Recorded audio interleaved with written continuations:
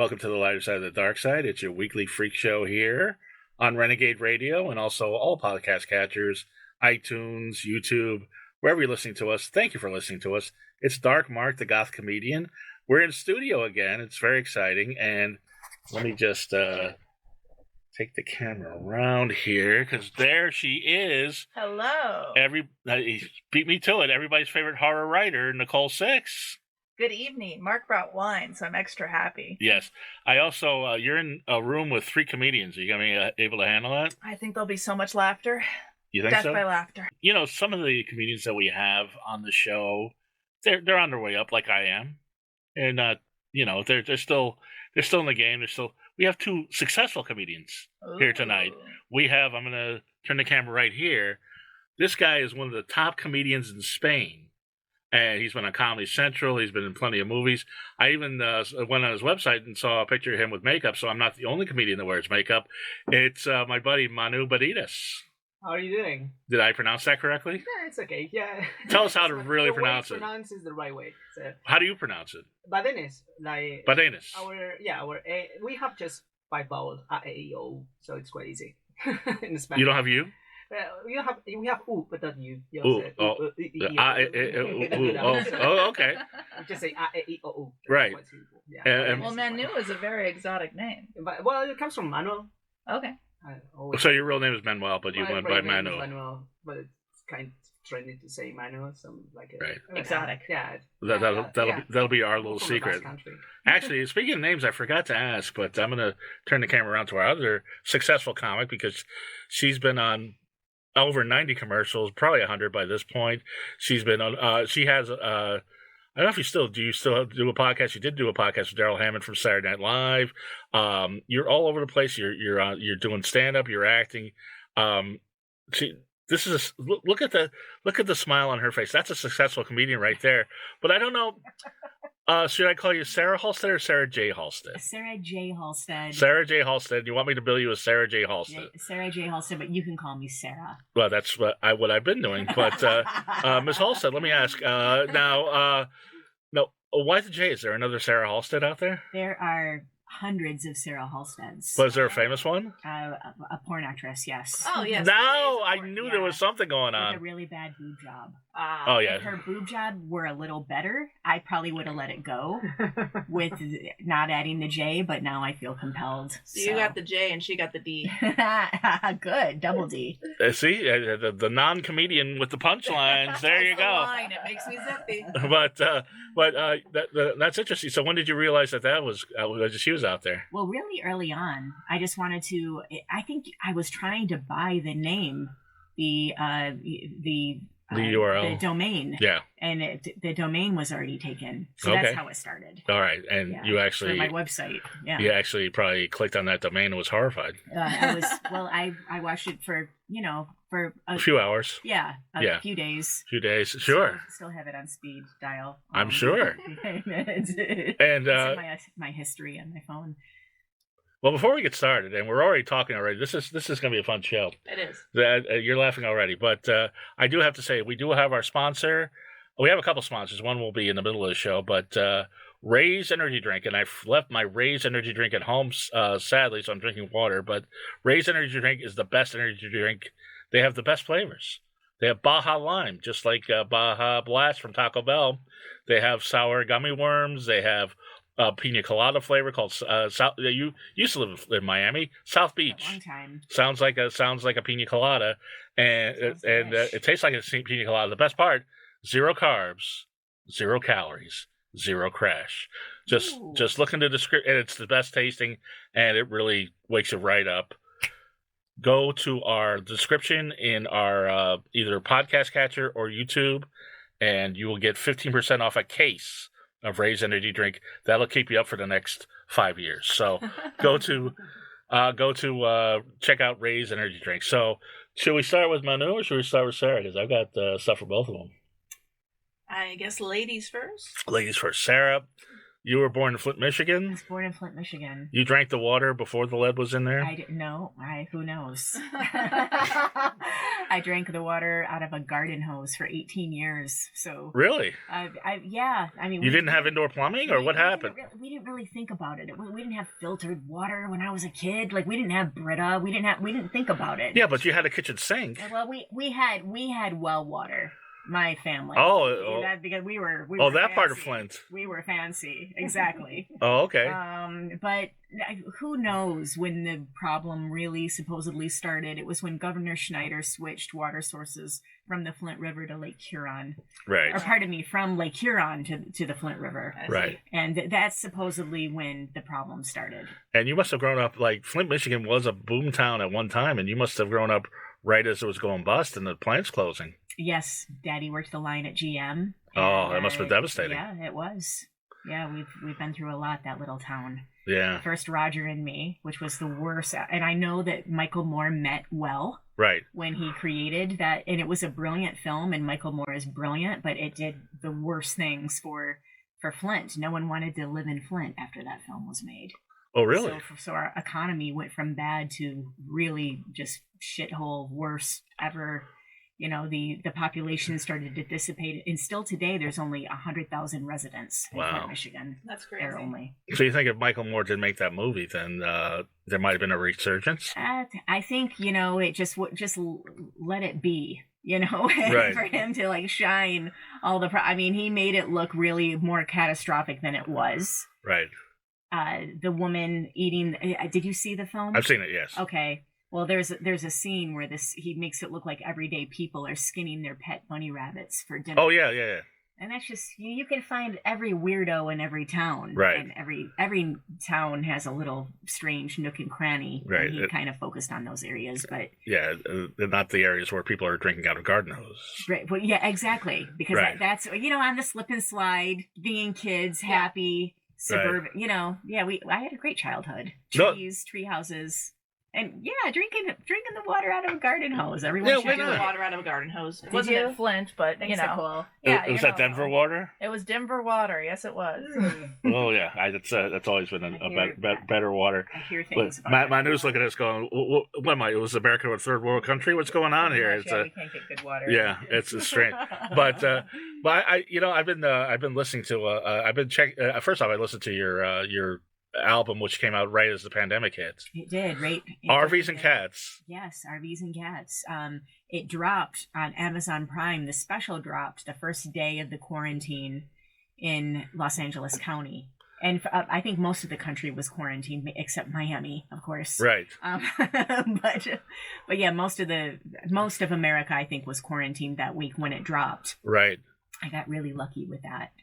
And then the album came out several months later. And it's very funny, but oh, thanks. Yeah, what I was curious is, and I've been listening to a lot of podcasts about you, including Craig Shoemaker's, and which was he's great, but about the last half of the podcast had nothing to do with you. It was all about his neuroses. But that he likes to put on me, he likes to project on me. Right. It was like I think you got two words in edgewise in the last half hour. But I hope he's listening. I've got some. I know he won't. I know I'm sure he won't. I hope he's listening too, because he might laugh, and I would love for him to actually know who I am, because I've seen his stand up and I admire him, but he's one of the best. Yeah, he really is. Absolutely. But what I was going to say, I've listened to a bunch of things, and there's like kind of a gap. How did you get from Michigan? Oh, that's right. Now it's coming back to me now. You went to New York first. I'm so impressed. You went to New York first. You went to New York first, and then you went to Miami. And then I went to Miami. Right. You wanted to become a Broadway actress. I did. Yeah. And ironically, you were just in the most recent Chorus Line movie. I was. Yes. Did that bring back memories? It did. You know what's really interesting is I'm a more the most successful category of my life right now. I initially wanted to be a model. Right. And I was a very unsuccessful model. So what you do when you're an unsuccessful model is you become an actress. Right. And I really, in my 20s, I just wasn't, I'm not sure if it just wasn't the right time at the right place, if I wasn't talented, if I hadn't lived enough. I'm not really sure, but I I really just wasn't making a living off my passions at the time, and that's when I discovered wine. Right. And then I got into the wine business, and it just felt so good to actually be making a living, that I just leaned on that for the longest time. And then I missed acting, and I missed being performing. So when I left wine and went back to performing, I became, more successful than ever as an entertainer. And I think it's because all of that life that I had lived. So you think that the reason that you're successful now in LA as opposed to then in New York is just the life you've lived? I do. Yeah. I think if I had not had the rejection and the marriage and the corporate life and the highs and lows, and it was also a kind of a crazy life because I was in the champagne industry. Ooh, oh, wait a second. So Nicole just perked up. What I was like, ooh. It was very opulent and ostentatious, and Miami is the champagne capital of the world. Is it really? I did not know that. Oh, yeah. So I have some stories. I would have a 3 o'clock at the Ritz-Carlton and a 4 o'clock at Cheetah Club. I had, it was quite the dichotomy of the biggest category of champagne sales. One of the biggest categories is our strip clubs. Right, of course. That makes sense. So that was a really big part of what I would have to do. Right, Working for Laurent Perrier and the VIP room, yeah. And then the nightclubs and crazy times. It never occurred to me that there were like people that went around from bar to bar and hotel to hotel and other places very selling wine and champagne. I started out as a champagne ambassador for Perrier Jouet and Champagne Moom, or we call it Mums here, and then that parlayed into a regional manager and lots of back and forth to Champagne and Paris, and being the liaison between the Champenois and the U.S. market. And yeah, it was really wild. Right. This little girl from Flint sitting in a round table with, dissecting what is happening, and the glass of a champagne house that goes back to the 1600s. Were there any other brands you had to compete with directly for Yes, so Dom Perignon. Oh yeah, Moet, Krug. Yeah. Pommery. So these are huge brands you're competing with. Yeah. Yes. So how were you, what was your pitch? How is your champagne better than theirs? I would just lean on the story. The story of champagne is very poetic, and when it's told the right way, it's very difficult to tell me the story. I actually wrote a play on the history. I know you did. I love the history, and I love that's. So go see the play, and the best part, you wrote the play and you wrote yourself a part, which is great. I did, yes. That's the way you do it. And I wrote my dad a part. Oh. Yeah. So your dad acts now? Well, he played a guitarist on stage. He's a classical guitarist. Oh wow! I wrote a role for him to play while I narrated, and we had Dom Perignon as a main character, Madame Clicquot as a character. It was really cute. Oh, what was your character? I was the narrator. Oh, you were the narrator. Yeah. Okay, so you were it's like our town, but everybody's drunk. Everyone got plastered. And you're the because wait. So tickets were $300 a piece. I sold out. Do you get champagne with that? You got 6 glasses of champagne. Wow. So yeah, I was very popular it was at the Charleston Wine and Food Fest. Now, it was very popular. And like you say, it's like Dom Perignon and I guess, I don't know, Moet, all these other people. I'm guessing that Cisco and Boone from Boone's Farm were not there. They were not. Well, who knows? They were in the tent. Okay. Outside. Yeah. So they weren't. You had to cut them out of the play. Champagne. You had to cut the Boones out of the play and Cisco and. I really started in the 1600s with Dom Perignon, the famous monk who discovered champagne, and the story started in the 1600s and it ended at around 1830. Right. So I didn't really go into the clubs. I love champagne. But I should write a part 2. Yeah. Is there a way to? I could collaborate with that one. I know a few things, but now let's do it. Is there a place to read this play? I haven't published it. No, you know how plays are. You have to see it live. I know. Well, hopefully you'll be putting that back on, and who knows who's going to be. Thanks. Maybe this guy will be the narrator. Manu. Manu. Hey, Manu. Now, Manu is from. Let me give you the story, Sarah. Manu is from Spain. Top comic in Spain. You could see him on YouTube on Comedy Central. I watched some of your stand-up in Comedy Central. It was in Spanish, so I didn't laugh. Yeah, but you didn't understand shit. No, my Spanish is weird because I know some of the words, so I caught some of the words. But I will tell you, and now he is here in America, and he's not only doing stand-up, which is interesting in the second language, but you're studying at the Stella Adler Theater. Yes, I got a scholarship, a Fulbright scholarship to come here and improve my training. And I think they gave it to me because I didn't want to come. It was like, why didn't you want to come? I was really busy. I mean, I have a son. He lives in Spain. I had many reasons to say no, but in the end, I've been living from theater from the last 10 years, and in terms of really struggling with masks and people and right. The regulations. Spain is, besides, a very, very, very disciplined country in many ways because we were a dictatorship for 40 years. So when there's a rule to be committed, we are really committed to that rule, So our curfew, our lockdown was serious. Yeah, when they say lockdown, you lock down. When we say lockdown, it's a real bloody lockdown. You know what I mean? So it was challenging. It was struggling, and I applied for this Fulbright, and I say, well, I want to go here because I wanted to put on stage a play about. It's a classic. It's a Russian classic from the 19th century, one man's play. But I wanted to develop some drama skills in the best academy possible, And Stella Adler was my choice. Sorry, and they say, okay, we're letting you go, and here I am. I'm quite naive. I'm still.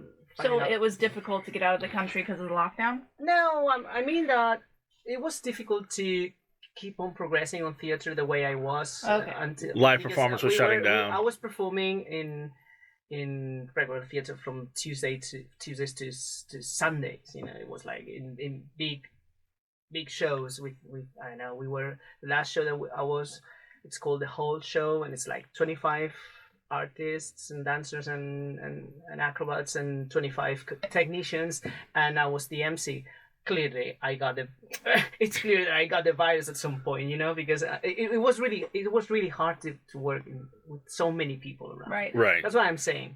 Now things are much more regulated, but I'm talking about the first wave. So I applied for the scholarship and it happened. But I'm really surprised about Sarah's story, because somehow we had some parallel development in many ways. Oh, because please. many people don't know that I used to be a lawyer. Oh. Mm-hmm. I was a lawyer for many years. The same way you were working on the wine industry, I was an attorney at law. And at 28, 29, I don't know how could I say it, but I had already defended as many cases as you can imagine from the movie, like sport movies. You had peaked at 28. Yeah. I began really young, and I was in touch with the worst of the high and the low society in many ways. Because many of my clients probably were drinking. Yeah, they were probably giving you champagne for helping them get off. My champagne. The ones who were right and the ones who were wrong. It was. So I was sitting on tables. Talking to people the same way you were in probably similar spaces, like saying, what am I doing here, Right. Sometimes. But I always wanted to be an actor since I was 9 years old, and I was on stage for the first time in school, primary school, and it was really, really full of people. And I remember I didn't know I was the funny role, I was the funny guy until it happened. I didn't understand in the rehearsals. Well, once I was on stage and I say my first line and everyone began laughing, I said, whoa, this is really powerful. I want to do this. And then stand-up comedy arrived to my country and was like the new rock and roll. Yeah, this is what I'm curious about is when stand-up really hit Spain. Like it was the beginning of the 2000. 2000, 2001, 2002. I cannot tell, like maybe 1999, 1998. But anyway, it was a different. We used to make jokes in a different faster way. They're shorter. Mm-hmm. Humor was different, and then stand-up comedy arrived, and we were not so many in the country. So it was like we read the wave. We took the wave and we enjoyed it. And then one thing brought to another one. I was into data protection and things like this, and more into business assessment. And I decided that I could make that compatible with going up on stage and just on my shed without rehearsing so much because I didn't have the time. But once I had success on stand-up with the stand-up comedy style, some producers called me to develop regular roles in classic. Well, not classic. It was blockbusters at the time, but long-term big hits in Madrid with Gran Via, which is like similar to if it was like rock and roll, if it was brand new, was it like hot? Was it sexy? I always say that glamour on stage usually lasts about half an hour. Especially unless you're on a theater, and I've been really lucky because in Spain I perform in front of big audiences. But when we were doing the rock and roll route, traveling all over the country the same way comedians travel here, I remember that you could arrive to a club and perform at 11, 12, 1, 2 at night. I mean, really crazy Spanish rhythm style of living, and people would remind you for the next half an hour. But after that, it's happened to me that I was in the super busiest place in the world dancing, and people and say, "Hey," and the same person who was trying to get a picture with me would tell me, "Who are you?" So it was like they just would know you're someone. So you have half an hour. I always say comedians, we have half an hour in order to succeed. Okay. During the night, But I mean, did you ever? Was it like Beatlemania? Like all the groupies? girls, groupies were checking you out, and no, I have always been. I mean, I know you were married at the time when you first started. I was married, and I was bringing up a son. I'm still doing it, trying to do it. Well, the worst way possible because here I am instead of being there. Right. But what I'm saying. Well, you can say hi to him on the air if you'd like. Yeah, hi, son. I'm really sorry. Really sorry when you for hear everything. this, he's becoming a teenager. We'll speak about this and all my fails in the next future and coming future. I'm sorry. I'm sorry I gave priority to my shit instead of yours. I'm really sorry. I'm really, but at least I'm aware of that, Yeah, I mean, some people are not aware of it. Yeah. Now, did anyone mistake you for a Gibb brother? He looks exactly I was waiting like for a this, Gibb. It's really uncanny. It's unbelievable. From the Bee Gees, yes. They said Roberto Benigni. They said. Well, I see Roberto Benigni just from the physical humor, but nobody's ever said the Bee Gees to you. You're too young. I'm a huge fan, so. Yeah. So you know who Barry Gibb is. Of course. No, they were super trendy in Spain in the 70s, of course. Yeah, and you don't think you look like Barry Gibb? Yeah. I'm too flattered, but it's a good comparison. I would prefer to seem like Paul Newman, but. Sure. Oh man, I think Barry is. No, Barry. The best thing I just started watching these reaction videos on YouTube. And for some reason, no black people know that the Bee Gees are white. I don't know what's going on. I don't know if that's shtick or what, but I see that like the Bee Gees are white. It's like just like Hall & Oates. People would assume. I think Hall & Oates would be black too. Yeah, it was so soulful. Right. So I don't. White guys, what? Yeah, but the Bee Gees never sounded white to me. But never sounded black to me. But what am I gonna do? Anyway, I got the camera poised on you, and unfortunately, no, drink, please drink. I'll hear. There's Manu. There's Nicole. Okay. Because unfortunately, I'm gonna ask you about your failed marriage. Oh, my failed marriage. Which I mean, this is when you got in the wine industry and you met somebody else in the wine industry. I love this conversation. I was funny? Is this? I love when this happens. This is I'm so comfortable right now. That's what I try to. That's what I try to do. That's what a good host does. You're a podcast host, Let's talk about my failed marriage. She has the right to keep silent. No, you both. No, excuse me, I'm her lawyer. She has the right to answer to this question. Okay. You come in, you think you're doing a nice, easy podcast, and Mark with the hard-hitting questions. And calling it a failed marriage. By the way, if you're her lawyer, she owes you a bottle of wine. It's the least she could owe me. I paid my divorce lawyers in champagne. Thank you very much. No, but the very best. But you met somebody else in the wine industry and you married him? Is that what happened? I did. I tell you, he was amazing. We got along so well. We traveled the world together. We were madly, madly in love. He was handsome. He was smart. He was funny. He was talented.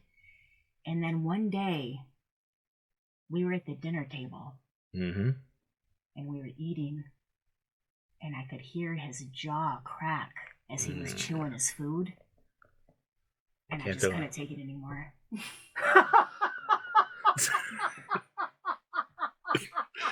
And that was it. It's brilliant because I think it's the best reason to.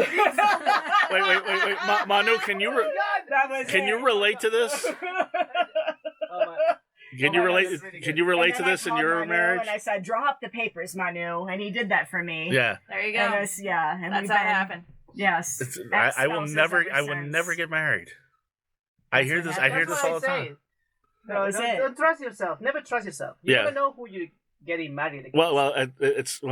Getting married against is a good way to say it. That's how a lawyer would say it. Yeah, who you're getting married against. But yeah, it's not like there's a line of women waiting for my hand in marriage. But come on. No, stop. But you went from the reason I bring it up is the triumph that came from it. And we have something in common, as you probably don't know. We've both ridden in RVs cross country from Miami, Florida to California. From Miami, you drove in an RV? No, I was 11 years old. Okay. And my parents drove us. Yes, it was definitely different because it was you and your cats. It was me, my sister, and my parents. And let me tell you something. It's weird when you have sexually active parents and you're trying to get up to get a glass of milk at 2 a.m. It's not fun. It's so romantic. It rolls. Yeah, it rolls. Hey, mom and dad. But yeah, so it was quite a coincidence. But it was. You should make it into a year one a special. No, I've talked about it in my special. It's a whole thing. But parents and. Well, not my special. RVs and parents instead of RVs and cats. So, how did you? I mean, the RV life. I'm familiar with it, but how did you like it? I love it, and I hope to do it again. Yeah. And I rented. What kind of RV? It was just one of those cheap 1-800 rent me. The side, it was of I forget the company, but one of the screen windows was torn, and I didn't know. So my little cat got out the first night, and I lost her forever. It happened to us too. Our dogs got out. Wow. We were sitting in a restaurant, and we're looking out the window, and our dogs are right there looking at us. Oh my gosh! And you got them back? Well, yeah. They were right. They were staring at us eating. Oh my gosh, that's so funny. Yeah, dogs are like they're gonna hang out a little bit more. Cats just bolt. She got scared, and so you never got her back? Nope, I never saw her again. Oh, the first night. How many cats did you have? I had 2. Now I have 1. Oh, and I looked up the definition recently of crazy cat lady because it just seems like it. And you saw your picture? All it takes is 1 cat. A woman only needs 1 cat to be put in that category. I disagree because I'm goth. I've seen girls with 7, 8 cats. That's crazy. That's a little nuts. That's the cat lady, right? Yeah, but when you walk in that room and it's just cat pee just permeating the air, it's not good. No, you have to be really fastidious with the cat box. Any wacky campground stories? Oh yeah. I met a cute boy named Sammy. I don't know whatever happened to him. Never got. When you say boy, I would meet people that live off the grid. Yeah. Okay. You know. Yeah. No, you go to those KOAs. You get to know people. Like they don't have a last name. You know. Like. That's why I couldn't stay in touch with him.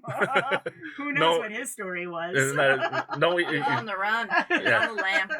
No email address. Nothing. Nothing. Yeah. No, just the memory. That's all I have. I've gotten with people who live off the grid. They usually would give me their email. It's happened to me a couple of times. Like they're like, "Oh, I don't have my phone doesn't work all the time," or something. No bet. And so then they give me their email. So I wish you could have got an email. He would have sent you poetry. Yes. He wrote a book on poetry, but it was never published. It was Did you read the book? I did. He was very talented. He got my heart for about 3 days, and then I had to move on because. And when you say boy, was it a younger man or was it a boy? Something Well, like the way I say both. It was the way he ate. The jaw cracked. Yeah, I didn't realize it until the third night. But that's better than after 10 years with my ex-husband. So, but what was the question? What was the? This is so fun. I'm glad you're enjoying it. I totally. No, it was campground stories. Boy, I call him a boy. Yeah. I don't mean to call him a boy. No. So he was like 20 or 25. He was. So he was a little older. Yeah. Right. He was, I think. I don't know. I didn't know anything about him. Right. That just makes it more exciting. It was very exciting. Yeah. And crow's feet. He was over 18. Okay, good. Well, you think, because you never saw his ID, because you only got one name. No, I never. Yeah, just liked his vibe. I liked his pheromones. There you go. No, when you primal. Yeah, when you don't bother to get their last name, that's fun. Kinda. That's fun. That's better than marriage. It is exciting. Yeah. Even when you don't remember the first I'm name, romantic. then you crush it. Yeah, exactly. Yeah. I try to get the first name at least, Manu. I'm a classy guy. I remember the first name. No, it's not the same for a man than for a woman. She is allowed to forget about the first name. No, you're right. Yeah, trust me. Plenty of women have forgotten my first name. I'm really sorry. Yeah. No, but at the same time, it's true that I am terrible with names. For instance, for even short period of time, like something so basic as people with Spanish names around me. So imagine if it's right. Well, I can imagine. It's even some of the American names for you, I'm sure, are weird and hard to pronounce. This happens to me very. Yeah, I realize that I don't speak English. I went to England to try to learn English, but I've realized here in California I don't speak English. One of the reasons is because I speak very fast, and second, probably because I drink a lot of espresso coffee. That's related, but no one drinks real good coffee here, and that's why people don't speak so fast. So Starbucks is not your speed. But when I arrive, when I arrive to Starbucks, and this is true, I say, "My name is. What's your name?" And I say, "Manu." And I say, "What? Manu? What? Man?" And then some other person arrives and say, "My name is Sikia." And that guy writes the name perfectly well, with an H between the K and the I. Bloody Manu, it's just for you know what I mean? That it's impossible. So it's me probably expressing myself. If we go to Spain, where's the good espresso? If you're going to Spain, yes. Come on, anywhere. And you know what? For €1, €1.50. It's really. I think Spain is perfect for a retirement in your life. When you say, I love I'm done. Barcelona. Yeah. Are you impressed with how I say it? Yeah, you ceceas muy bien. You ceceas muy bien. And I really appreciate that. Because my favorite word in Spanish is cereza. Cereza? C-E-R-E-Z-A. Cereza. I want to take a fiesta in the Cereza. Cereza. And it's really difficult to find people. I really admire people who can cecear. Right. I admire you for using Z on the show. I come from Valencia, which is so. Don't even try it. I come from Valencia, which is 350 kilometers underneath Barcelona. It's the same weather, but it's a secret unknown. It's full of local foreign. Well, I shouldn't be saying this. We say Wester. No, don't say anything. I don't belong to anywhere. Now, don't forget about the name of my hometown. Honestly, because it's a secret unknown. It's the same. Party in Ibiza. Ibiza. Oh, yeah, of course. You can see I'm getting down in Ibiza. Ibiza is half an hour, 20 minutes by plane from Valencia. So when you begin the trip and the plane is still rising up, you can see Ibiza already. Wow. You think you could do it by swimming, but no, definitely. Right. At least not on the return. Okay. For sure. Well, let me ask you one thing, because we have I'm sure Sarah, you know this person, friend and former guest Tamer Catan, and he's doing comedy in Spain now. I didn't know. Tamer Catan. No, he's I would hate to listen to one of our past shows, but listen to our past show with Tamer from last year. He married a woman from Spain. He met her online. Oh, well my goodness! Well done. Yeah, yeah, and they're still in love. They're still together. He married her. And there was a whole. I mean, this is during the pandemic, so there's a whole I wondered what happened. It's a great story. So he's in Spain now, and he's doing a lot of comedy. And he says now that there's a lot of places where there's comedy in English. Yeah, little by little, but there's no money yet there. I mean, there's not an industry. What is true is that it's more. more and more every time there's a local foreigner community growing Right. in Spain, because Spain has something that any other, not too many places in the world can compete with. California is one of them, and it's the weather. The weather and quality of life. Right. You know, it's a country where you can drink a glass of wine for €2.50, or a glass of champagne for $3.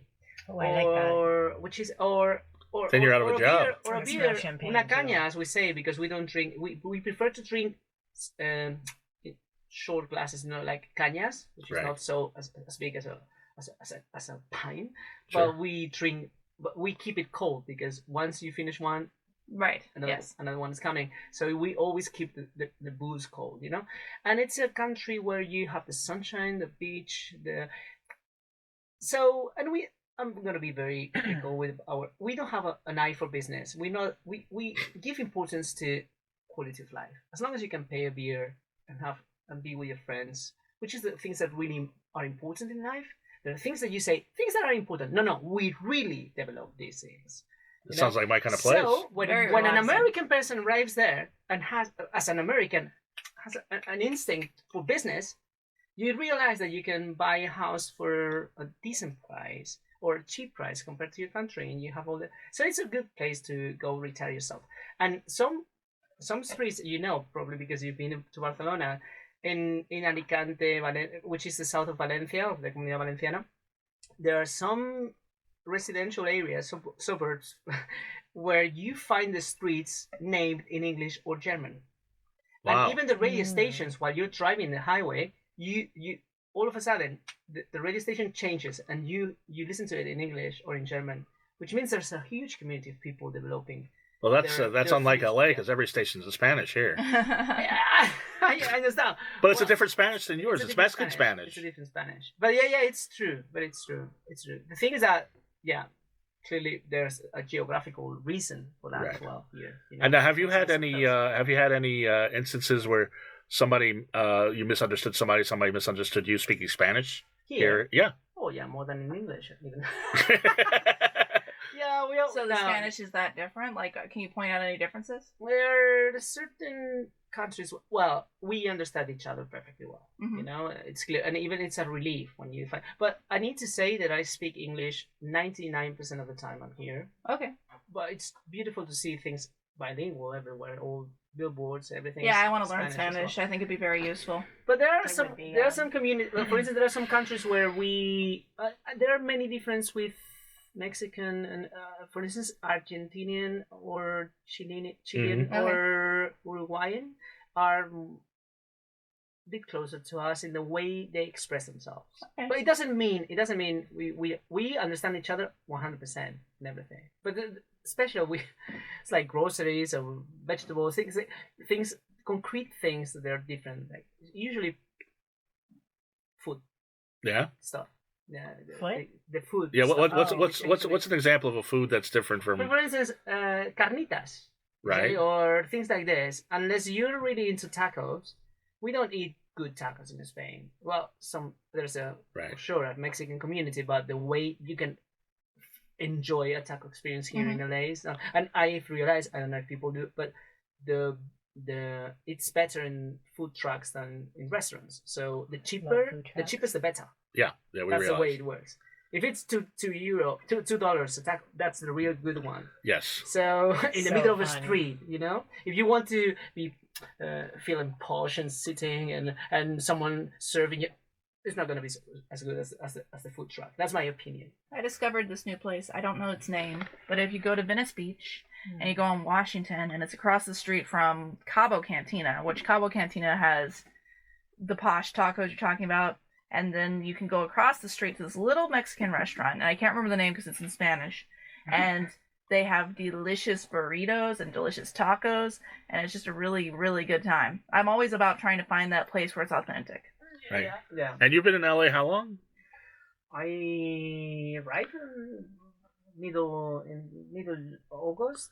So Okay, so for Wow. 3-4 less than a year, you've already realized Wow. that the food trucks are better than the posh Mexican There are not restaurants. so many things I've learned, but You learned that one. I learned that one. Yeah, Yeah. yeah, that's intuitive. Yeah. I even When I talking to ate them. meat, I definitely, my friend Louise and I would always go raiding. Like, there are certain places around town, and the closer you are to downtown, the better the tacos get, because the more you're in the communities.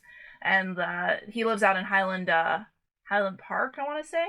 And if you go to Highland Park, then you end up getting like really good tacos, because it's all a very authentic Mexican community. Yes, I agree. And I found in where I live in WeHo, and Good neighborhood. Yeah.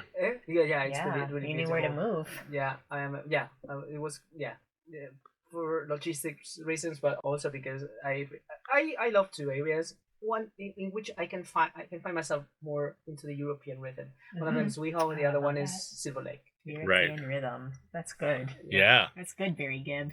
Yeah, and Silver Lake. Is one of, I see another Bee Gees song. European rhythm. See, he can do. Listen. Of course. I was a singer. I was a singer in the same way you were. Fascinating facets to No, Manu. but it's true that you say that you were a comedian once you fail in, what did you say? Oh, I didn't the say frustrated fail. vocation. Mark I didn't said even say real fail. estate. No, no. You talked about something you were before, and then She worked in the wine industry. Oh no, I She was a model. I was a model. I was Model. a very unsuccessful model and actress in my 20s. Exactly. Yes. So we He could was a say very there's unsuccessful like a singer. parallel industries. Models is one of them, and rock and rollers and comedians is the other one. So if you are a frustrated musician, you become a comedian. If Right. you're a frustrated comedian, many Oh, I musicians see. are frustrated comedians, and also models, and so Mhm. no, but Porn actors. yeah, it's true. So I don't know why I was speaking about this. So Mhm. I'm lost. No, Oh, yeah, you were because singing I- the Bee Gees. Yeah. You're well, great. because You I want to be a singer. That's what you want. no, I wanted to be an actor. And when I was 18, my dad wanted me to be a lawyer, but he didn't tell me. That was his frustration. And I remember He just before thought you going would to like the- figure out to be a lawyer. to the university. He kept dropping you hints, like leaving little law degrees and stuff around the No, house. he was very subtle. There were not the same chances in Valencia or Madrid. And I remember we were in the summer in a lovely area called Benicassim, where I spend my holidays. And I go visit them. And I said, Dad, I want to be an actor. And he say, all right, son, bring me the melon, please. The melon, the Right. water, Right. like ignoring my choice. And I said, okay, we're gonna play with a band, and I became a singer in a pop band. We were recording some shit, and that you never know. I did that, and then I quit the band because I said, okay, I'm gonna pass. I'm gonna get the degree, and I'm gonna become a lawyer. Right. Many years later, there was a casting for a huge show, and it was for the MC, and I wasn't as famous as to apply for that, but Mhm. it was in Italian, and I speak Italian as well because I learned Italian because I was in love with. Forget it. That's how you We get the Sorry. picture. Yes. Yeah, I learned. You said it without saying it. The real things, the only things I've done in life, the only things I've done in life that are worth it, I did them for love. Right. There you go. And I studied Italian, so I quite bilingual in Italian. Something they're similar, but it's difficult to speak properly. And that casting was in Italian, and they were looking for a singer in Italian. And I didn't get the role because in the end, the co-producers in Italy wanted an Italian comedian there. But they remember me, and 2 years later, they called me for the biggest musical. And I'm saying, if I didn't have played in that band when I was 18, I never got that role when I was 45. That's Right. amazing. It's so it doesn't matter what you're doing in life. It doesn't matter if it's not related to your job, to concrete. How could I say? Big-headed point of view. Whatever you do is going to be useful if you know how to make it happen later. So like Sarah said, life lessons prepared you for when you finally got the big shot. You might not have been ready That's the before. right way to say it, because, but she, A lot of she did it parallels. in a beautiful way. But that's why I'm saying that Definitely. we are. When I was listening to her speaking, I was saying like, whoa, there are many serendipities even though they become from different fields. You know what I mean? I'm about to put out a book of poetry, and I was telling Mark that I'm nervous about it because it's not my normal content, but you just made me think this book of poetry could lead to something else, something new, like a new opportunity that I wouldn't normally get if I only stuck in my comfort zone. So thank you. No, and not just that. I need to say, it's time for Renaissance. How do you say that? Renaissance, yeah. Renaissance time. We are living Renaissance times. Mhm. You cannot do only one thing. Okay. You need to try to play the drums and feed the cat at the same time, because you don't know what's gonna make money. Right. So it's time for be creative and not surrender, but trying to. I say play different drums at the same time. That's the way we I like that. in Spanish, you know? Yes. Because one of them is going to sound different. Mm-hmm. And Right. the fact that I'm here, that I decided to come to LA, to America, and leave everything behind just Right. for this chance that I should have lived when I was 20 instead of. I have many reasons, as I said before, to say no. Means that you need to be always Reinventing and inventing and let yourself be fed by Challenging yourself and challenging yourself, man. Curiosity. Exactly. Challenging if there's yourself. anything we've learned with, especially with this pandemic, it's that life is so long. Life is so long. for some So, people, you for some know, people, yes. Yeah, for some people. Not for I mean, Meatloaf, but for some other people, yes. But didn't Meatloaf lived a life, Yeah, he man? He did. I'm You kidding. know, and so there is a lot of time to do whatever you want. That's true. Speaking of, Really? I'll tell you what I want to do right now is I want to get into Nicole because I had a great segue when you were talking about tacos, but tell them about our other sponsor, please. So we are sponsored by Renegade CBD and Renegade Kush. Yeah, in the mic. I'm sorry. I was connecting to the audience. You're right. Yes. We've been doing Zoom too long. Yes, you've been doing Zoom way too long. Yes. So, Charlie actually talked to me today, and we should be finally getting our Renegade CBD. And Renegade CBD is delicious, or it can be soothing if you have the balm or the bath bombs. But whatever you do, it is a really good product. It's one of the best CBD products I've tried in a long time, and I'm very thankful that I get these samples. Yes, but if you want to, tell them how your skin feels after the bath bomb. Luxurious. It's like butter. Yes, and tell us how you feel after one of the Gush Kush gummy worms. Oh, Gummies. they have these delicious gummies, and they're made by professional confectioners, and they are so good, and they make you just relax. Like, it's a lot like this glass of wine here. Yes, and so go to renegadekush.com and renegadecbd.com and get yours now. Yes. Okay, so Sarah, Sponsors. what's that? You have some good sponsors. Yeah, we're Extra looking for more. samples. Yes, Wow. we're looking for more. So, because Audible changed their whole thing. I don't know. Anyway, I don't want to get into that. Okay. Yeah, if you get Audible again, it's a whole I'm thing. getting to know because I revamped my podcast and I'm getting to know the Right. culture again. Well, it's very different today than it was Absolutely, 2 years ago. absolutely. Now, tell us about, and I've tried to get all the the Blue Chew and all that stuff. But speaking of that, you have a whole bit on your album about meeting around Jeremy, and you were talking to Craig Shoemaker about that. Oh, yeah, meeting Ron Jeremy. Yeah, and if Craig is about, go ahead. Well, it's funny because that bit did not age well. We know that Ron Jeremy got in a lot of trouble and he's in prison. But I mean, are we really surprised when all of that resurfaced? Every night I saw Ron Jeremy for years. Okay. Because I worked at the Rainbow. He would every night, sometimes up to 3 women, take a woman into the bathroom and do a game of show me yours, I'll show you mine. Yeah. So it's like he didn't need to rape anyone. There were tons of willing women who would just open their blouses to him. Yeah, he was Ron Jeremy. Here, listen. Now, I don't want to prosecute the case. That's Manu's job. But Exactly. he did grab my girlfriend's breast without permission. So And see, he didn't need to do really? that. yeah, he's done things like that. And that's why it was so confusing for me. I'm like, you were getting laid consensually all the time. Right.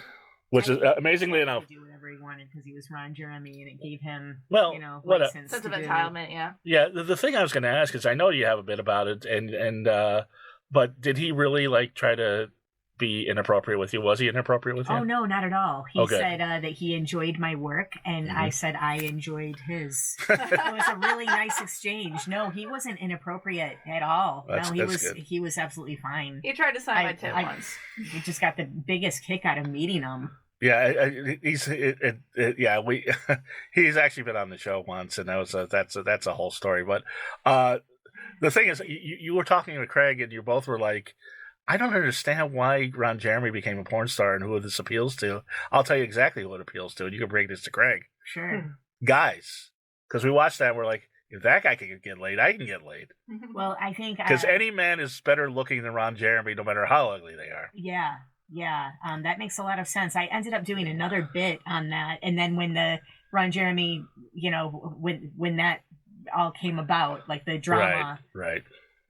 I dropped it. It's just such a sensitive environment now. Yeah. Right. You have to be careful with your material, and I just dropped the bit. But yeah, I did something about that, him being really unattractive and approachable to men, because porn is for men. At the time, it was for men. Yeah, now there's women. Now it's like, okay. Yeah, which is great. Yes, we can watch porn together now. And by the way, I hate to be so binary because it's 28 genders, so we don't want to say men and women, but everybody can watch it. I watch porn. A little something for everyone on Pornhub.com. You just rolled your eyes, but you have a whole like gender neutral bed. I do. Yeah. I absolutely would be non-binary if I were younger. Right. I would. Right. It's too late now? I'm old. I'm tired. I don't want to go through all that. But I would still be a she, her, but I would have probably endorsed being bi earlier. Like, I didn't really come into it until I was in my 20s, but like, I was always bi, and I think I would have accepted it at a younger age if I was born in a different generation. I feel bad for bisexuals because it's not like, because everybody's pansexual now. So bisexual is like prudes. I don't care. I like girls and I like guys, and you do, and I'm happy. But I wish I could just fall in love with. I can't fall in love with a girl, but I think women are beautiful, and I definitely have a certain type. And when I watch porn, sometimes it's girl on girl, sometimes it's really big dick with girl. Oh wow! But I always watch it with a girl. I would never watch like guy on guy. It wouldn't do enough for me. I like the feminine energy. Even with the guys I date, they're in touch with their feminine. Right. Are you in touch with you are in touch with your feminine side, Manu? I would imagine. What do you mean by that? No. You're a mom. How does this program end? How long does it program take? It's an hour. It's a fucking hour. I don't say terrible. It's a fucking no. We encourage profanity. No, but you're a mama's boy. You talk about it in your act. You're a Spanish man. You're a mama's boy. No, yeah. Well, I wanted to say something about porn. Porn has developed in a different way, but it's true that there's a lot of porn that it's only related to how the boy feels, how the man feels. So porn has changed in many ways now, and it's able to be visualized. But me, look, I'm a son of the patriarchy, and because I'm in my 40s, and the only thing that I know is that I'm aware of it, and I try to make less mistakes today than yesterday, and hopefully less tomorrow than today. Right. That's the thing. But I'm still sensitive enough in order to understand that porn wasn't approached to women, and there were many women that would have loved to watch porn at some point. Yeah. But I come from a very traditional country, culturally speaking, not as traditional as Italy, because for instance, Italy, church has been there for many centuries. Mm-hmm. But Spain has changed radically in the last 20, 30 years. We were a dictatorship for 40 years. Right. And we were very traditional, but however, we have the most avant-garde laws for gender equality. And it's interesting to see how this works in the country in many ways, Right. So, for instance, things that surprise, culturally speaking, okay? Mm-hmm. One of them is that here, the pronoun is the first thing that someone gives you with a car and name. He, his, she, her, they, them. That's a very recent phenomenon, by the way. It's the first thing that someone gives you. And I don't do it because I'm old. We don't do that. We don't do that.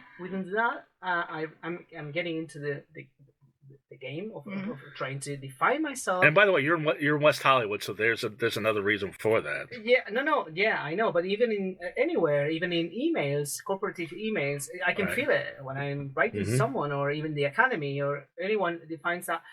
But for instance, in my country, we're developing a law. We're into which that you could change your gender quite easily, much more easily than what you could think.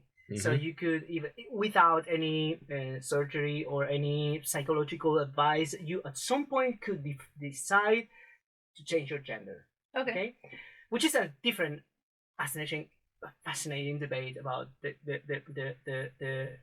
equivalence or not of gender and sex, which is a matter we're not going to speak here now. Right. But that's a different cake. Okay. But we can do that. However, we haven't got into this his, her, and I think it's because Spanish we have a problem with language, because the adjectives, for instance, are sexualized, which means that rojo, roja. You know what I mean? Red. Or Spanish too. Amigo, amiga, or friend. But English is neutral. Yeah. Right. So you already have makes a needing of define yourself with a pronoun, because with the text in the context, it's not so easy to detect. Yeah. But for instance, we have our arguments as well, because what is it? A doctor or a doctora? A juez or jueza? Some of them are accepted, are into the speech of people in the street, and some others we're still like, they sound a bit like strident yet. And it's interesting to see how society is going to decide what's worth it and what's not. Well, it's interesting what's going to happen to the language when non-binary people in Spain start really. They got to come up with new words. We have a ministry who decided she's a feminist, but she has many. There are two different ways of understanding feminism, and some people, it's about confluencing sex and gender, okay? And which is biological concept or defining concept, all of this. And she was creative, and she said, let's, for instance, amigos, amigas, amigues. And she created an E as a middle, which doesn't exist in Spanish, and amigo, amiga with an A, and amigues with an E. And that created a lot of comedy in my country, because we were like creating a new word, you know how. So it's interesting to see that, but I don't know why we were speaking about this. What was the reason? No, we were talking about porn, and I was gonna ask you about Spanish porn, but that's where we ended after porn. Yeah, so you tried to class this up, and thank you so much. But let me ask you, how did you meet Daryl Hammond, and how did you end up doing a podcast with him? Daryl Hammond, the great Saturday Night Live performer. One of the best impressionists, one of the best people I ever had. Yeah, he's one of the best humans on the planet. I've heard that too. Yeah, a couple people met him. Really wonderful. I met him at the Comedy Store. I was hosting the OG.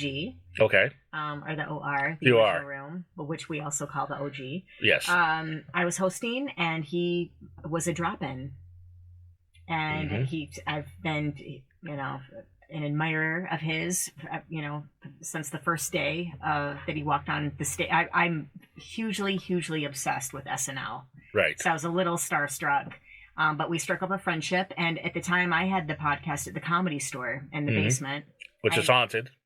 Yes, it is haunted, as is the green room. That's haunted in a whole different way. So I have stories. Oh, please, yes.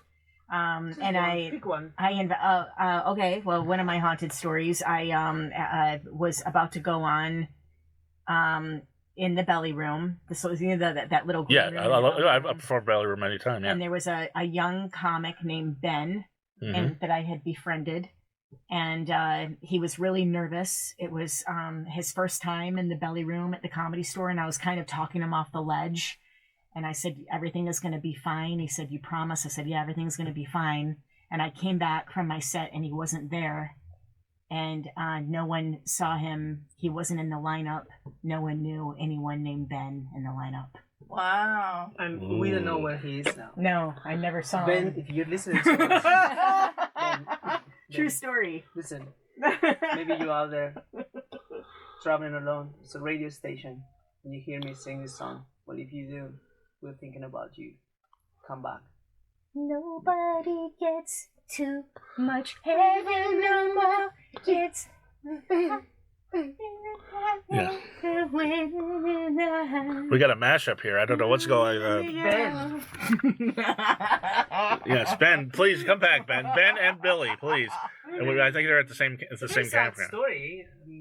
That's a weird story. You, But maybe you were talking to a ghost. he knew. I think so. No Maybe. one knew. I mean, they're wild stories. about the comedy stories. No, we had Joey Gaynor on. He told us some of the old school stories. About the body they found on the roof and Yeah. shit like that. Yeah, Whoa. it's a weird place. It's Man, and you can feel it Yes. when you walk in. right. It's just got that, like a little tightening in the chest, but it's exciting at the same time. Oh yeah, It's riveting. yeah. It's I love it there. really, yeah. Because I've always said that I love the Comedy Store.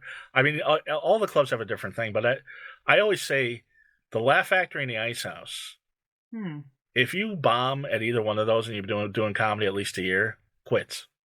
Because those places are easy and set up for people to laugh. Yeah. Comedy Store, anything could happen. There could be shots, could be anything. Improv, sometimes the crowd's a little stiff. Right. But for me, my experience is Laugh Factory and Ice House.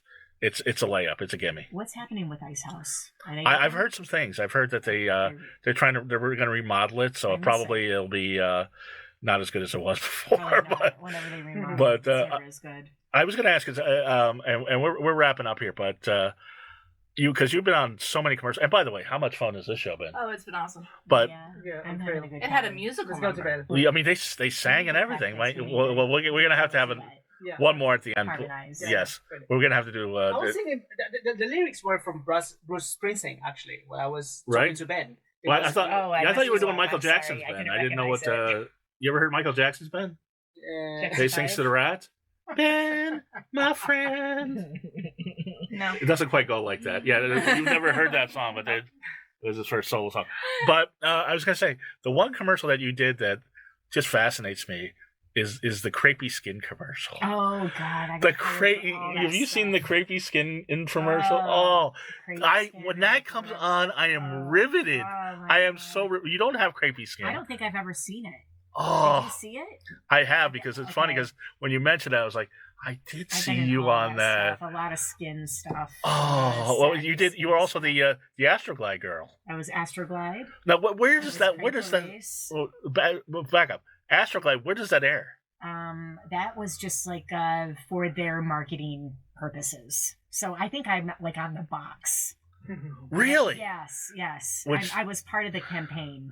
You familiar with Astroglide, Manu? No, I don't. If you're not, it's a lubricant mainly for the anus. Oh, I didn't know that. It's supposed to be the best lube for like ass sex. What? Am I wrong? No, I know what you were It's doing. It's true. Oh my God! You didn't know this? Nobody ever told you this? Jesus! No, seriously. though. Like, That's why I it's just so thought it was trendy. for, Like KY is good. Like KY is the best for the vagina, I just thought and it was for the under eyes. Oh no. oh, you knew. Stop it. I didn't know that it was for the anus. I It's just No, no. thought definitely not for sexual the under eyes. relations. No, because KY is like the best for the vagina, supposedly, and then Astroglide is specifically for the ass. Hence the name. I'm learning so much. Hence the name Astroglide. Yeah. Oh, I didn't. Well, interesting. That's your face is on the box Yeah, it's on the of box. ass lube. And well, the more embarrassing the content, the higher the pay. Okay.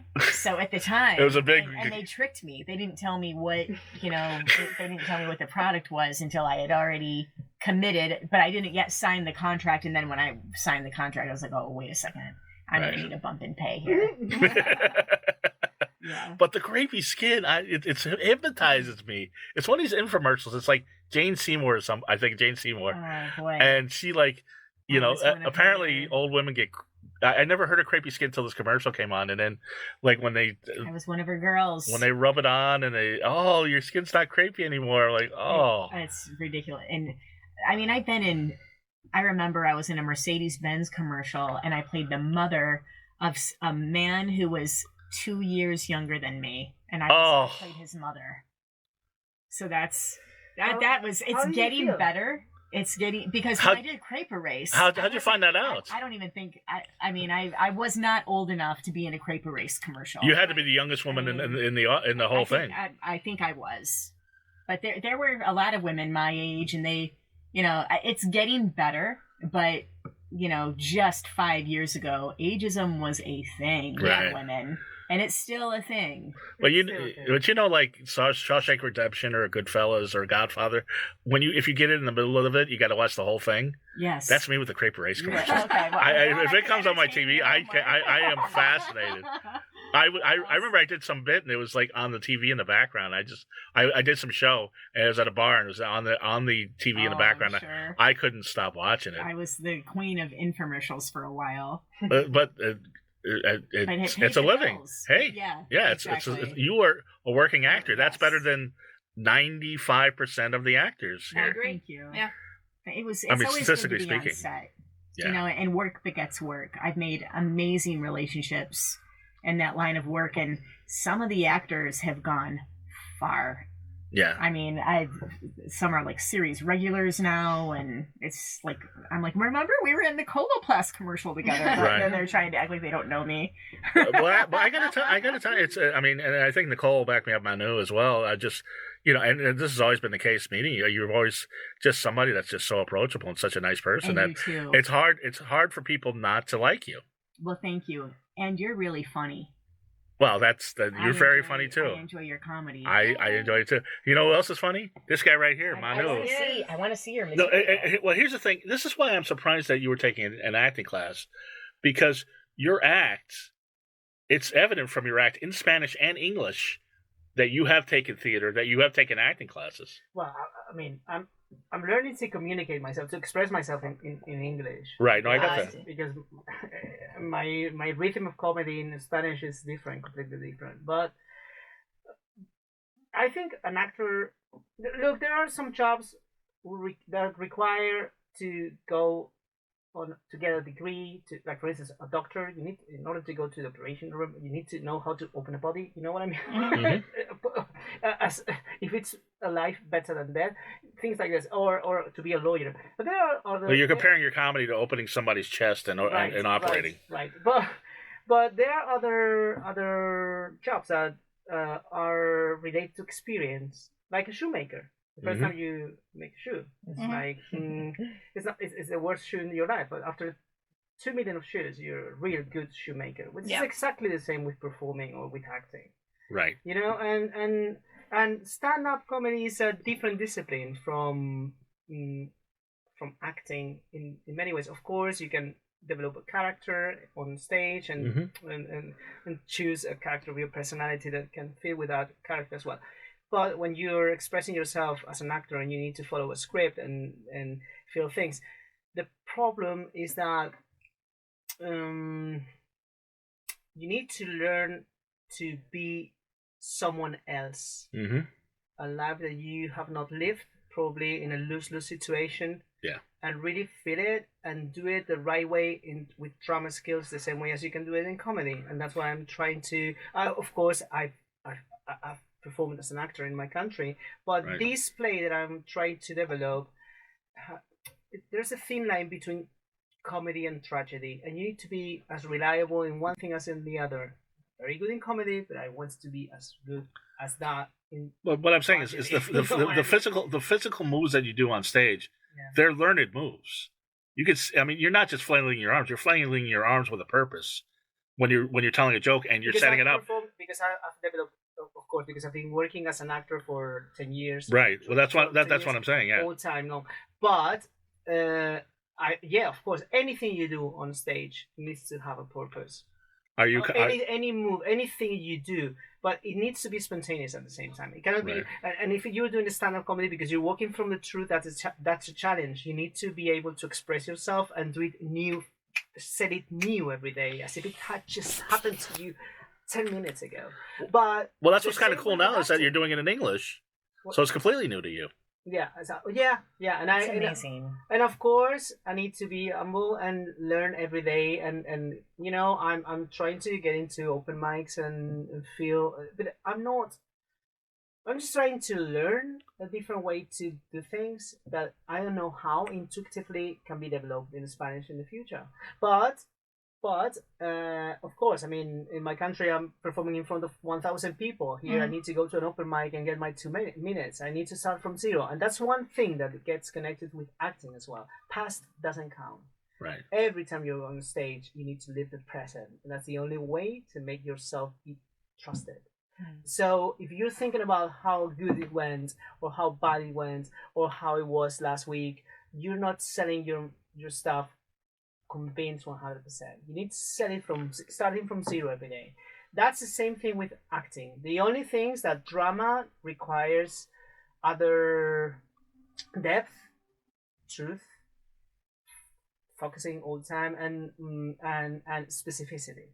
So there are different skills, and I want to be as reliable in one thing as in the other. Right. And before that's beautiful. And you know, Sarah and I both know the truth of that. And you have to be in the moment while you're on stage. If you're not, you're done. I had a show last week. I was not in the moment, and I just the material's okay, but the materials got me through. But it was like I just took myself out of the moment and didn't bring the crowd with me. It wasn't good. Then the other shows I did were fine. So.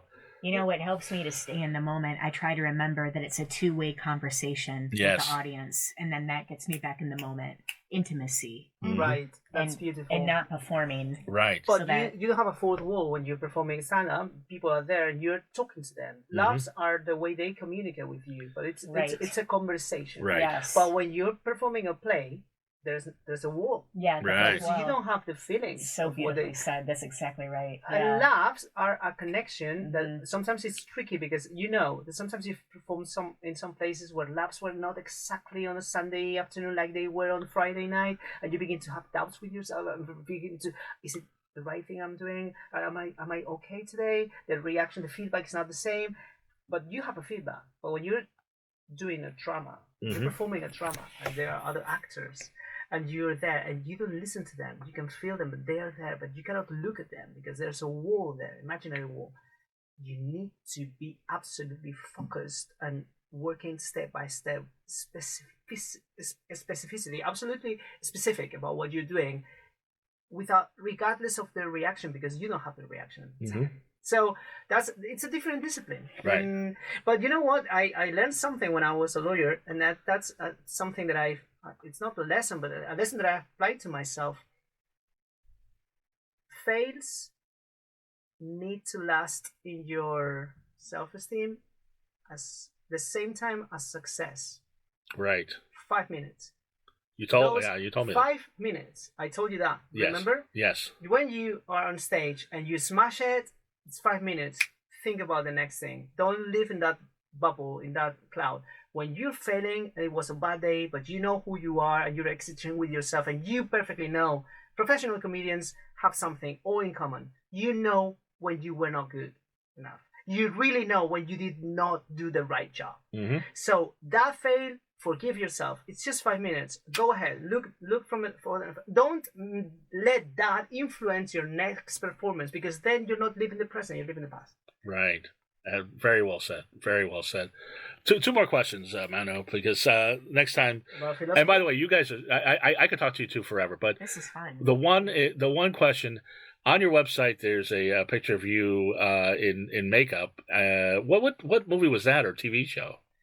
Makeup? You mean like a like a decadent diva, something like that? Yes. I think that was the whole show. That was a play I was performing for 4 years all over the country, in Madrid, Barcelona, and then running, which is the story about a decadent diva that who is the owner of Studio 54 in New York in 1979 on the New Year's Eve to 1980. It's a musical. It's the stuff I was telling you that it's right. We are 25 performance, and it's like the Le Cirque du Soleil, but the MC has a huge way in the play because comedy runs the play. Okay. So you need to make out of appearance and sing songs classics from the late 70s, and like Diane Warwick or Bee Gees and we need to sing these songs and we needed to sell that thing. It was really a party, and it was beautiful because we were celebrating this New Year's Eve in 1979 to 1980, and people in front of, I don't know, 600 people, 700 people, 800 people, regardless of we were playing in Christmas or in the summer, they were, as soon as they got into the theater, they really believed they were at Studio 54 in New York in 1979. That's awesome. It was mental. Right. It was absolutely mental. But it was like a joy of life, a song, and we have a saying in that place. It's become a huge show in Spain. You need to be in the hole in order to get out from the hole. Okay. Right. And that's a beautiful saying that we all artists, we are connected during these difficult times. We are trying to follow that slogan, that saying all this time. You know, you need to be in the hole. We've been in the hole. We're getting out little by little. Just enjoy yourself, as she said. You have only one life. Yeah. It can be long or short, I don't know. But just live as if it was the last day. Right. So Be goddamn in the moment. fun. This is so. This has been so shallow and so deep at the same time. Sorry. Sarah, no. There's nothing sorry about it. I love it. Sarah, one last thing, and then I'll try to cajole you into singing some Bee Gees song. The Improv is a stand-up comedy club. It is not an improv club. It is a stand-up comedy Right. club. Because it's funny because Manu is like, where should I perform? And people say the Improv, and you're like, I don't do improv. I do stand-up. No, And so that's another language thing, but it's one of the tops. Because improvisation is a discipline in Spain. Yeah, absolutely. No, it is here. Well, And it's called improv, but the it's improv universal. actually sort of I guess Second City was around, but improv actually, it's one of the oldest stand-up comedy clubs ever. Right. And it started in New York. I know. So now you know. It was like, but when you ask me, do you do improv or something like that? Do you go to? And I say, no, I don't do improv. But I was thinking about improvisation. I wasn't thinking about the club. Right. It's confusing. No, I've been in the club and I've performed a couple of times there. Yeah. Okay, great. Really fun. That sounds great. So, you guys gonna do one more VG song, or "How Deep Is Your Love"? Something? Well, yeah, I need to know the lyrics, but she knows it. It's really good. How deep is your love? Your love? How deep? How deep is your love? I have a cool, well, it's not my story, but Jive Talkin' was derived. That came about. God. Did you see the documentary, the Bee Gees documentary? I did not. Well, it's amazing. I recommend everyone watch it. And I lived in Miami for a long time, and the sound that the car or this particular bridge overpass makes when you drive over it. That's where Jive Talking came from. It was from this little We've both ridden on the bridge. Yeah. On the bridge in Miami. I have an analog the anecdote about that. I had a girlfriend who came to live to San Antonio in her pre-university course, Right. and she came back with a tape in the 90s and a song, and it was like, it was John talking. Remember, there was no Spotify. You need to go search in the record shops. What the hell was that? Right. And you sometimes remember. I don't know if you remember that, but I used to sing to the sellers different songs to try to guess if they knew what it was. I used to work at a record store. People would do that to me. I get it. Yeah, well, I was the asshole who was there and sang the songs to you. Okay. Yeah. And I remember there was a song, and he was like, "It's like Jive Talking" or something. So definitely, they sold me the Bee Gees record, and I was like, "I found it! It wasn't that song." In the end, just by listening to the voice, I could understand it was Jack Talking by Deb Stewart, the other part of Eurythmics, Right. who had a record, a solo album with Jack, not Jive, Talking. Jack And talking. I could find just by singing to all record stores in Spain until I really had an inspiration moment, and I thought maybe this voice, because it's British, it sounds like English, and I found it. Yeah. And when you found that, when you found, you felt in heaven. We've lost that with Shazam and all those. No, apps. I know. I used to be the guy. Found a treasure, something tangible that could make real. I don't know how to express this. No, you're right. I miss record stores too. And bookstores and record stores, man. Bookstores. You used to just spend a day at the bookstore. Yeah. I know you did. I did. Yeah, the Strand. It was the New York best. City, I would just stay. Like that's how I would keep warm, basically. Yeah, or Barnes and Noble, and I still have a couple left, but not many. Yeah, it sucks. Anyway, as I said, I could talk forever, but I do have one more question though. Oh, please. Did Manu finish those 2 beers?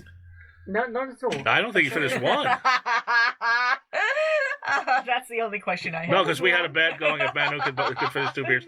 He only finished one. Yeah. All only right. one. So I lost the bet. I said a beer and a half. You said 2. I said 2. Anyway, but I was jealous of your glass of wine. Oh, he wanted. You want a glass of wine, please? It's okay. No, it's okay. And now that the show's ending.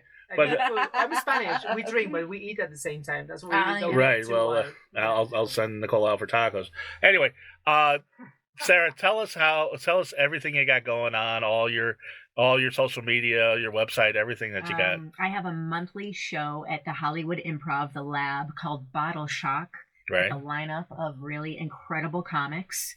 And that is the second Wednesday of every month, Bottle Shock. Okay. I have a new podcast. Actually, I revamped my podcast, Drinking During Business Hours, and that's everywhere you listen to the podcast. And you've had guests like John Cryer on. You've had big names. I have, yeah. It's a lot of fun, and hopefully you come back. We'll talk. There's so much more.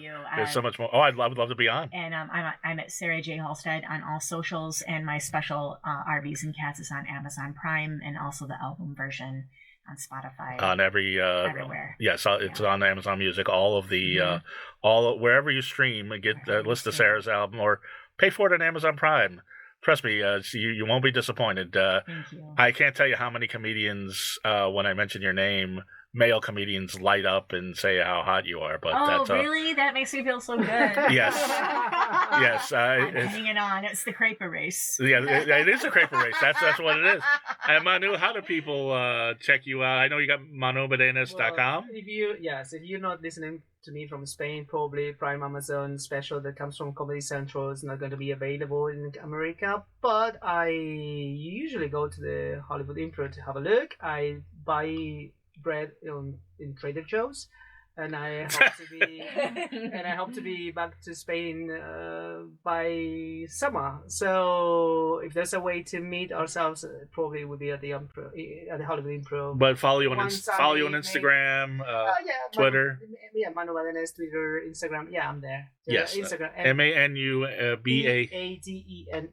Manu Badenes. Right, and yeah, check out. He's got some clips. Contaminating myself from the. If you speak Spanish, there are clips on YouTube, and I'm sure you could probably hack your way into seeing his specials on Amazon Prime. I know I'm going to try to. Anyway, Nicole, how do people get a hold of you? I'm Nicole6Books on Instagram. In the mic. I'm Nicole6Books on Instagram. I'm sorry, I'm really used to. We've been doing Zoom. Oh yeah. Nicole6Books on Instagram, Nicole6Books on TikTok now, and NicoleH6 on Facebook. 6 with a number. I'll follow you back. With a 6, my mom was a groupie for Motley Crue, so she named me after Nikki Sixx. Oh my gosh, Yes. I love that. It's true story. That is It's a so whole story. awesome. And I'm Goth Comedian, also all social media. What a fun show. Everybody have a wonderfully creepy week. Bye.